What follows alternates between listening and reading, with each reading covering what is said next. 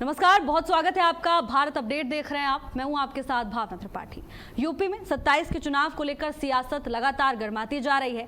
CM Yogi Adityanath ने लखनऊ में हर घर नल योजना का जिक्र किया। कहा कि प्रदेश सरकार हर घर तक शुद्ध पेयजल पहुंचाने के लिए लगातार काम कर रही है। विपक्ष पर जमकर निशाना साधा। तंज कसते हुए कहा कि कुछ लोग विकास कार्यों में बाधा डाल रहे हैं, यहां तक कि टोटी भी चोरी कर रहे हैं। और इसी के साथ सीएम योगी ने यह भी कहा कि हम जल के लिए घर घर नल लगा रहे हैं, लेकिन टोटी चोरों को रोकना भी हमारा दायित्व है। लेकिन सीएम योगी के इस बयान के बाद अब उत्तर प्रदेश की सियासत गरमाने लगी है। तो सवाल यह है कि क्या विपक्ष पर सीधा हमला है या विकास कार्यों में आ रही चुनौतियों का जिक्र। और इसी के साथ यूपी 2027 के चुनाव को लेकर सीएम योगी के विपक्ष पर तंज के क्या मायने हैं और क्या विपक्ष के पास सीएम योगी के इस तंज का कोई जवाब है, इन तमाम चीजों को लेकर आज चर्चा करेंगे। तमाम खास मेहमान हमारे साथ जुड़ेंगे और सीएम योगी के इस बयान के आखिर मायने क्या है। क्या मुख्यमंत्री कुछ चुनौतियों की बात कर रहे थे या विपक्ष पर निशाना साध रहे थे, क्योंकि अब चुनाव है, ऐसे में प्रदेश में सियासत लगातार गर्माती जा रही है और खासकर मुख्यमंत्री पूरी तरह से एक्टिव मोड में नजर आ रहे हैं। देखिए, इससे पहले कई जगह मंचों से मुख्यमंत्री गरजते और बरसते दिखाई दिए हैं। अपनी सरकार की उपलब्धियों को तो मुख्यमंत्री ने गिनाया ही है, लेकिन विपक्ष को कटघरे में खड़ा करना मुख्यमंत्री नहीं भूलते। जनता को ये याद दिलाते हैं कि हमारी सरकार क्या दे रही है, लेकिन ये भी याद दिलाते हैं कि विपक्ष ने क्या किया। और इसी को लेकर प्रदेश में राजनीति गर्माती जाती है, क्योंकि विपक्ष फिर आकर हमलावर होता है, मुख्यमंत्री के बयान पर पलटवार करता है। लेकिन अब देखना यह होगा कि 2027 के चुनाव में किन मुद्दों की गूंज रहने वाली है और मुख्यमंत्री के इन बयानों को जनता किस तरह से कनेक्ट करती है। धरातल पर कितना प्रभाव मुख्यमंत्री के इन बयानों का देखने को मिलता है। देखिए, कुशल वक्ता माने जाते हैं सीएम योगी आदित्यनाथ। अपनी बात को जनता तक किस तरीके से पहुंचाना है, कैसे अपने जो उनका मैसेज है वो जनता तक बेहतर तरीके से पहुंच जाए, ये अच्छी तरह से जानते हैं सीएम योगी आदित्यनाथ। और न केवल सीएम योगी आदित्यनाथ बल्कि भारतीय जनता पार्टी के हर बड़े नेता में ये खूबी आपको देखने को मिलेगी। लेकिन क्योंकि ये बयान, अब इसके बाद सियासी माहौल इसको लेकर क्या होता है ये देखने वाली बात होगी। तमाम पार्टियां, सियासी दल किस तरह से मुख्यमंत्री के इस बयान को लेती हैं, उनका क्या रिएक्शन होता है, आप खुद उनके पार्टी के प्रवक्ता से आज सुनेंगे। खास मेहमान हमारे साथ जुड़ेंगे। लेकिन सबसे बड़ा सवाल यही है कि जब मुख्यमंत्री की ओर से यह बयान दिया गया तो क्या इसे विपक्ष पर सीधा हमला माना जाए या ये समझा जाए कि विकास कार्यों में आ रही चुनौतियों का मुख्यमंत्री योगी आदित्यनाथ की ओर से जिक्र किया जा रहा था।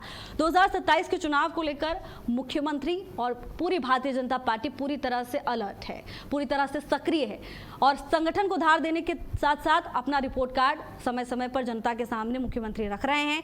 अलग अलग मंचों से मुख्यमंत्री न केवल अपने सरकार की उपलब्धियों को गिनाते हैं, ये बताते हैं कि हमने क्या किया आपके लिए, लेकिन ये भी याद दिलाते रहते हैं कि विपक्ष क्या करके गया है, आपको विपक्ष को वोट क्यों नहीं देना चाहिए। लेकिन खास बात यह है कि अब जो हालिया बयान जो सुर्खियां बन रहा है, जिसको लेकर आज हम और आप चर्चा करने वाले हैं, उनके मायनों को समझने की कोशिश कर रहे हैं। क्या विपक्ष पर निशाना साधा है मुख्यमंत्री ने, क्योंकि नाम तो साफ नहीं लिया, लेकिन इसके बाद सियासी खलबल तेज हो चुकी है। सियासी तौर पर पारा हाई होता जा रहा है। अब चुनाव है तो जाहिर तौर पर पारा हाई होगा ही, और इतना हाई होगा कि कोई थर्मामीटर इस पारे को नाप नहीं पाएगा। हो सकता है थर्मामीटर टूट भी जाए, लेकिन राजनीति में भारत की जनता को बहुत दिलचस्पी है और चुनाव से पहले की जो सियासी सरगर्मियां होती हैं वो उन लोगों के लिए बहुत मजेदार होती हैं जो राजनीति में इंटरेस्ट रखते हैं।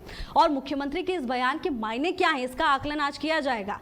क्या उत्तर प्रदेश के लोग इस बयान को ठीक उसी तरह से कनेक्ट कर रहे हैं, विपक्ष से जोड़कर देख रहे हैं?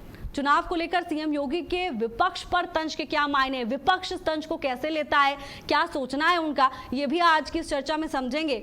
और अगर विपक्ष के लिए ये है तो क्या विपक्ष के पास सीएम योगी के इस सवाल का, इस तंज का कोई जवाब है क्या, और अगर है तो क्या सार्वजनिक तौर पर इस आरोप को एक्सेप्ट करके, स्वीकार करके जनता के सामने अपना स्पष्टीकरण सपा पेश करेगी, क्या विपक्ष पेश करेगा क्या?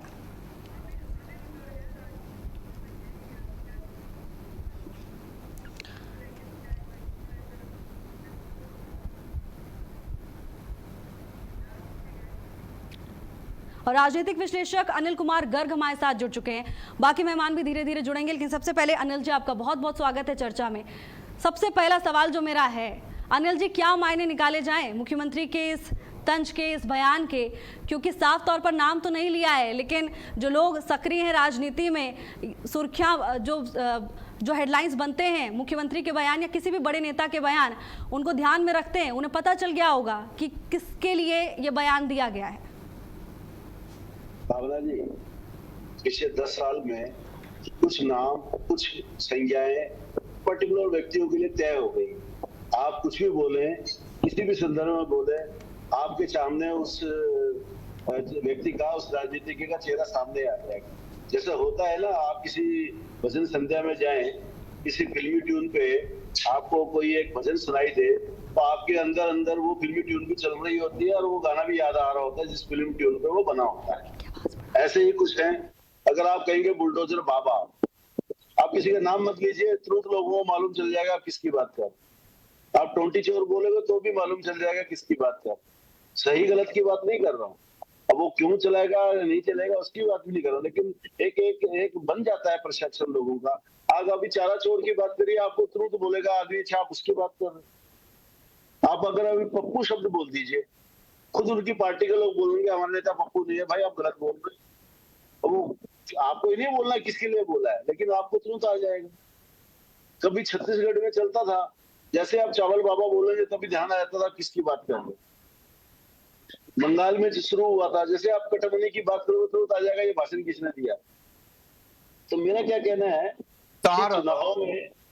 चुनाव से पहले इस तरह के जो विशेषज्ञ हैं, जो नाउंस हैं, ये आएंगे, लोगों को सीधा नाम ना लेके इस तरह की बातें दी जाएंगी।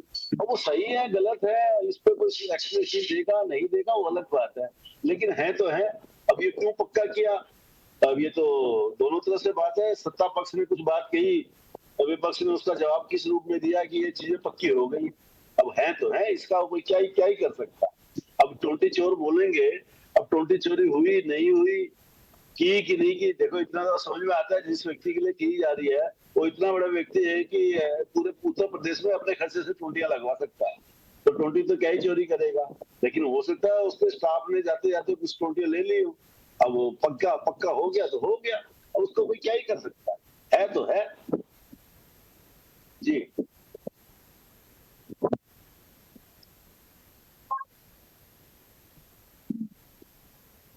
जी भावना जी, माने या ना माने, लेकिन अब क्या रिएक्शन सामने आएगा आपको लगता है?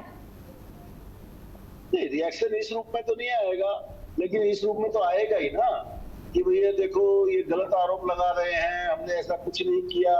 लेकिन इतना तो पक्का है कि उनको समझ में आ गया ये हमारे लिए कहा गया और हमारे सर्वोच्च नेता के लिए कहा गया। और इतना भी पक्का है कि ये बात फिट बैठ जाती है जब आप हर घर को नल की बात कर रहे हैं। नल जाएगा तो नेचुरली पाइपलाइन बिछेगी, नल जाएगा तो नेचुरली उसमें टोंटी भी लगेगी, तो फिर वो ये बात वहां पे फिट भी हो जाती है कि जब नल की बात हो रही है, हर घर को नल की बात हो रही है, तो हर घर को टोंटी भी चाहिए। तो कहेंगे भैया हम टोंटी लगवा रहे हैं, विपक्ष वाले टोंटी निकाल के ले जा रहे हैं। अब निकाली के लिए निकाली, ये तो मैं नहीं कह रहा हूँ, लेकिन भाषण देने के लिए, लक्ष्यदार भाषण करने के लिए बात तो बड़ी अच्छी फिट होती है, और फिट होती थी इसलिए उन्होंने कह भी दी और लोगों को भी सुनने में मजा आया। अब मुझे नहीं लगता इसमें सच्चाई कितनी है नहीं है ये तो मैं नहीं कह सकता, लेकिन इस तरह की बातें चलेगी। और मैंने जैसे कहा ना, कुछ संज्ञाएं फिट हो गई है किसी न किसी व्यक्ति के लिए। अब आप चाय वाला कह दीजिए तो आप पूरे भारत में एक ही बिल्कुल अनिल जी, आपको रोक रही हूँ क्योंकि हमारे मेहमान भी जुड़ गए हैं। भारतीय जनता पार्टी की ओर से कृष्ण मोहन पांडे जी हमारे साथ हैं। कृष्ण जी स्वागत है आपका चर्चा में, और सपा का पक्ष रखने के लिए चंचल यादव जी हमारे साथ हैं। चंचल जी आपका भी बहुत स्वागत है। चंचल जी आपके पास आऊंगी, लेकिन सबसे पहले कृष्ण मोहन जी, क्या मायने समझे जाए मुख्यमंत्री के इस बयान के? नाम तो लिया नहीं है, लेकिन कहना क्या चाह रहे थे एक बार आप खुद ही बता दीजिए। देखिए, एक बात स्पष्ट कर दूं कि भारतीय जनता पार्टी विकास के मुद्दों पर बात करती है और विकास की बात करती है। हम सिर्फ विकास और विकास उन्मुखी परिकल्पना करते हैं। सबका साथ, सबका विकास, सबका प्रयास की व्यवस्था को लेकर आगे बढ़ते हैं। पंडित दीनदयाल उपाध्याय जी के परिकल्पना समाज के अंतिम पायदान पर खड़े व्यक्ति का भी विकास हो, और जब तक अंतिम पायदान पर खड़ा व्यक्ति प्रथम पंक्ति में ना आ जाए, हम विकास की बात करते रहेंगे। उस विकास की परिधि में हम बात करते हुए यदि किसी को बात बुरी लगती है, जैसे हम अभी अनिल जी निश्चित तौर पर ये बात कह रहे थे कि भाई हम हर घर पे जल पहुंचा रहे हैं लंबे कालखंड से। ये प्रदेश जो कि कई ऐसे क्षेत्र हैं जो कि पानी बिना, गर्मी के दिनों में कई लोग मर जाते थे, पानी बिना पशु मरते थे, पानी बिना पूरा क्षेत्र सूना रहता था। हमने घर घर नल पहुंचाया, तो निश्चित तौर पर नल पहुंचाया तो टोटी लगेगी उसमें। तो अब हम कहते हैं कि हमने टोटी लगवाई, किसी कोई उखाड़ ले गया साहब, तो उसके लिए क्या कर सकते हैं आप? कौन उखाड़ लेगा कृष्ण मोहन जी, यही तो जानना चाह रहे हैं। क्या कोई स्पेसिफिक व्यक्ति है? कहीं ऐसा तो नहीं है कि जो उपनाम, अभी अनिल जी भी कह रहे थे, कोई माने ना माने लेकिन उपनाम तय कर दी गए, संज्ञा तय कर दी गई है, और जब नाम लिया जाता है, उन चीजों का जिक्र किया जाता है, तो जो फ्लैशबैक है वो आता है लोगों के दिमाग में। तो अगर कोई स्पेसिफिक व्यक्ति है तो आप बता सकते हैं हमें। भावना जी, पुनः इस बात को कहता हूं, व्यक्ति अपने कृतित्व को, व्यक्ति का कृतित्व ही उसके व्यक्तित्व से जुड़ जाता है। आप किस तरह के कार्य करते हैं वो आपके व्यक्तित्व से जुड़ा होता है, और उस तरह के शब्दों का प्रयोग किया जाता है तो व्यक्ति को लगता है ये मुझे तो नहीं कहा गया है साहब। हम आपके किसी का नाम, भारतीय जनता पार्टी किसी का नाम नहीं लेती है और ना ही किसी व्यक्ति के ऐसे चरित्र की बात करती है। अब आप स्वयं को कहते हो कि मुझे कहा जा रहा है, तो साहब मैं तो यही कहूंगा, चोर की दाढ़ी में तिनका। चलिए पूछ लेते हैं कि उनको ऐसा लगता है कि नहीं लगता है, पूछ लेते हैं एक बार। चंचल जी, देखिए कृष्ण जी तो कह रहे हैं कि हमने तो उन चुनौतियों का जिक्र किया कि हम तो हर घर में नल लगवा रहे हैं, लेकिन अगर कोई चोरी कर लेता है तो उसको रोकना भी हमारा काम है, और ये हमारे लिए एक चुनौती के तौर पर है, जिसको दूर करने के लिए हम प्लान ऑफ एक्शन बनाते हैं, पूरी जिम्मेदारी लेते हैं। लेकिन क्या समाजवादी पार्टी ये जो व्यंग्य किया गया इसको अपने ऊपर ले रही है, टॉन्ट की तरह आप इसे समझ रहे हैं या नहीं? देखिए, कहा गया है कि जाकी रही भावना जैसी, प्रभु मूरत देखी तैसी। ये जिसकी जैसी भावना होती है। अभी हमारे गर्ग साहब कई बातें बताए, लेकिन गांजा भूल गए थे। गांजे का भी आपको नाम लेना चाहिए था, तो शायद उससे काफी चीजें क्लियर हो जाती। तो मैं ज्यादा वो नहीं कहना चाहता, लेकिन एक बात जरूर कहूंगा कि आप सोचो कि आज 5 जून है और पर्यावरण दिवस है। मुख्यमंत्री जी, मैं भी देख रहा था गूगल पे, पिछले 9 सालों में 242 करोड़ पौधे लगा चुके हैं। गर्ग साहब, अगर आपसे सच पूछो तब तो बीजेपी वाले झूठ बोलने वाले, लेकिन आप तो बताएंगे सही बात। 242 करोड़ पौधे कहां लगाए गए हैं? ये पेड़ों की चोरी कौन करने वाले लोग हैं? ये बेईमानी करने वाले कौन लोग हैं? अगर याद करो तो समाजवादी पार्टी के शासन में, मैं बताऊं, गर्ग साहब कभी जनेश्वर मिश्रा पार्क चले जाना, कृष्ण पांडे जी वहीं घूमने जाते हैं, जनेश्वर मिश्रा पार्क ही घूमने जाते हैं, लोहिया पार्क ही घूमने जाते हैं बेचारे। ये भी जब आप कभी जनेश्वर मिश्रा पार्क जाओगे तो आपको प्राउड फील होगा, एक बार मन से कहोगे अखिलेश यादव जिंदाबाद। आप जब लोहिया पार्क में जाओगे तो हजारों की संख्या में पेड़ लगे हुए, जनेश्वर मिश्रा पार्क में लाखों की संख्या में पेड़ लगे हुए। और अगर आप चले जाओ लायन सफारी इटावा में, वहां भी लाखों की संख्या में पेड़ लगाए गए। और आगे आप बढ़ोगे तो आपने देखा होगा साइकिल जो हाईवे बना था उससे किनारे कितने पेड़ लगाए, लाखों की संख्या में पेड़ लगाए, जो दिख रहे हैं आपको। लेकिन इन भाजपाई चोरों से पूछो कि आप बताओ 242 करोड़ पौधे कहां लगाए हो? आज 5 जून है, पर्यावरण दिवस है। आप मुझे बताओ, क्या मुख्यमंत्री को व्हाइट पेपर नहीं लाना चाहिए? क्या अधिकारियों से नहीं पूछना चाहिए कि 242 करोड़ पौधे जो खाते में लगा चुके हो, पेपर में, कागजों में, उसी तरीके से ये हर घर नल योजना भी। ठीक है चंचल जी, चलिए ये तो आपका सवाल हो गया, इसका जवाब भी लेंगे। ठीक, आप मैडम मेरी बात तो आप अपनी बात पूरी कीजिएगा, लेकिन साथ में एक और सवाल का जवाब भी दीजिए। मैडम सुनो ना आप। अरे मैडम, थोड़ा आप भी शासन सत्ता के खिलाफ सुनना सीखिए। अरे चंचल जी, शासन और सत्ता के खिलाफ तो हम सुन ही रहे हैं। हम तो ये हम अभी आपके पास हैं, हम अभी आपके पास ही हैं चंचल जी, अभी हम कहीं और नहीं जा रहे। आप मेरी बात, चंचल जी प्लीज मुझे 2 सेकंड दीजिए। कृष्ण जी से भी मैंने काउंटर सवाल किए, आप दोबारा से डिबेट को जब पूरी हो जाएगी जाके रिवाइंड करके देखिएगा। मैंने कृष्ण जी से भी काउंटर सवाल किए। जब मैं आपसे पूछने आती हूं तो शासन और सत्ता के खिलाफ सुन लीजिए। चलिए आपको मैं 2 मिनट, आप सुनिए मेरी बात, आप मेरी बात सुनिए, मेरी बात सुनिए। 2 मिनट आप लगातार अपनी बात को बोलिए, जो आप बोलना चाहते हैं, पूछना चाहते हैं, ठीक है? 1 मिनट का आपको मैं समय देती हूँ, उसके बाद आप जो चर्चा का विषय है और फिर सवालों का सामना आप कीजिएगा, ठीक है? चलिए बोलिए। जी देखिए, मैं आपको नोट कर लीजिए, ये मैं क्यों चोरी के आरोप लगा रहा हूं। मैंने कहा पेड़ों की चोरी करने वाले, मैंने कहा 69,000 शिक्षक भर्ती घोटाले में पीडीए का आरक्षण चोरी करने वाले, ये दलितों के साथ अत्याचार करने वाले, पीड़ितों जो आपने पीडीए के साथ अत्याचार करने वाले। सबसे ज्यादा अगर आप देखो बुलडोजर की कार्रवाई पीडीए समाज के साथ हुई है। अगर इनका बुलडोजर, जब मुख्यमंत्री के स्वजाति की बात आती कार्रवाई करने की, इनका बुलडोजर रुक जाता है। आप बताओ मुझे, कुलदीप सिंह सेंगर के खिलाफ आपका बुलडोजर क्यों नहीं चला? बीएचयू आईटी सेल में, बीएचयू आईटी में जिन लड़कों ने, जो बीजेपी के लड़के थे, जो बीजेपी में कार्यकर्ता थे, नेता थे, जिनकी फोटो मोदी से लेकर के मुख्यमंत्री के साथ में दी, उन लड़कों की दरिंदगी सामने आई, जेल गए, उनके घर का बुलडोजर बाबा का चला। नहीं चला।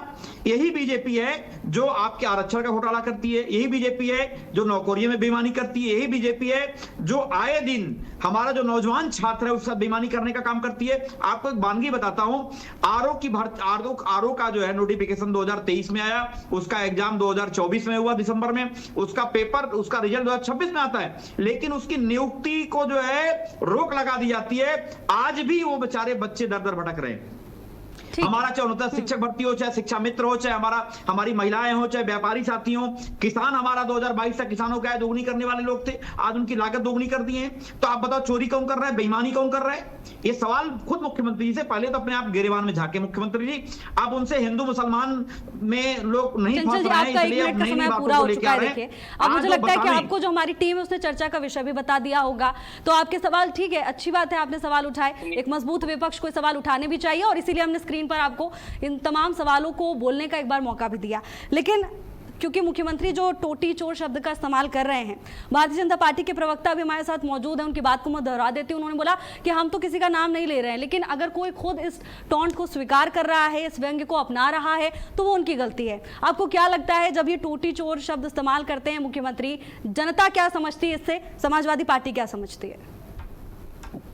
तो हम लोग भी तो चिलम चोरी की बात करते हैं, हम लोग भी भाई आने वाले समय चिलम चोरी की बात करेंगे। अच्छा, मतलब जो वो कर रहे हैं वो आप भी कर रहे हैं, यही करेंगे? नहीं, सिंपल सी बात है, हम उनकी बातों में हम तो विकास करने वाले लोग हैं। हम तो कृष्ण मोहन जी से पूछना चाहते हैं कि लखनऊ के अंदर हम समाजवादी पार्टी के शासन में एशिया का सबसे बड़ा कैंसर इंस्टीट्यूट बना, एशिया का सबसे बड़ा जनरल मिश्रा पार्क बना, हमारा अमूल का प्लांट लगा, पराग का प्लांट लगा, जो है आपका देखा होगा अपने डायल 100 की बिल्डिंग बनी, पुलिस मुख्यालय बना, हाई कोर्ट की बिल्डिंग बनी, गोमती रिवर फ्रंट बना, और आप आगे बढ़ोगे तो ट्रिपल IIT बना। इसके अलावा मेदांता आया, उसके अलावा लीवर ट्रांसप्लांट की बिल्डिंग बनी, किडनी ट्रांसप्लांट की बिल्डिंग बनी। मैं भी PGI से होके आया हूं, वहां पे 300 बेड का इमरजेंसी अस्पताल अलग से बना, इमरजेंसी वार्ड बना।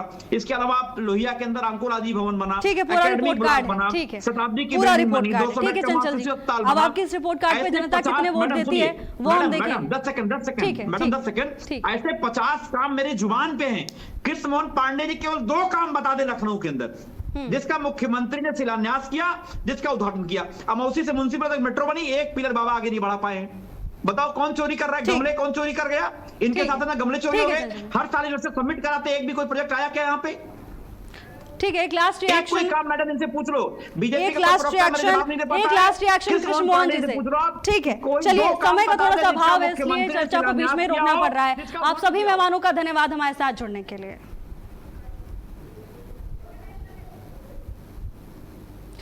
तो फिलहाल की इस चर्चा में बस इतना ही।